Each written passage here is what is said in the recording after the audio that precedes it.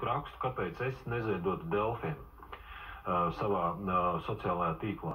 Un es paskaidrošu, arī medijiem ir jāmainās. Nevar būt, es atvainojos, mediji, kurā pasaules čempionāts futbolā tiek translēts faktiski ar tādu pašu formātu kā vīrusu izplatība.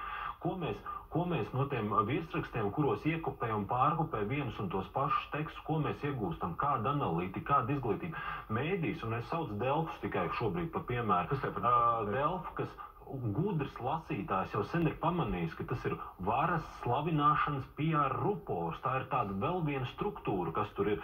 Paskatāmies izklaides sadaļu, es atvainojos, Delfa izklaides sadaļa, viņa ir paredzēta faktiski, man liekas, ka tā redakcija domā, ka tie cilvēki, aborigēni vai pilnīgi truleņi, es ļoti atvainojos. Un tā arī tas veido komentāru sadaļu Delfos, es atvainojos. Par to komentāru sadaļu, ko tur ļauj darīt, tur Delfiem sen tiesas priekšā bija jāstāv par to agresiju, par to drausmīgo kultūras zemo līmeni.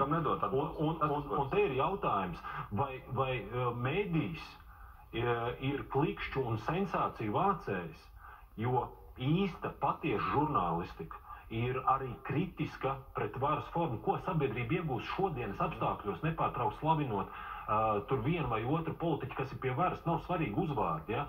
Šodienas, kas mēdīja lielākais iegūms būtu tīra analītika. Kā jūs mēdī varat palīdzēt sabiedrībai? Kas būtu jāizdara?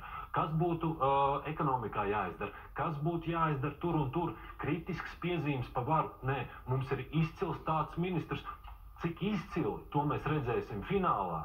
Mēs šobrīd skaidri un gaiši saprotam, ka neviens tur izcils nav. Ja? Bet mēdījiem arī jādarbojās, nevis vācot klikšķus un palīdzot, nevis runājot tā kā ar kaut kādiem truleņiem, ja, kā to dara Delfis, atvainojos. Ja. Tas ir mans subjektīvs viedoklis. Paldies.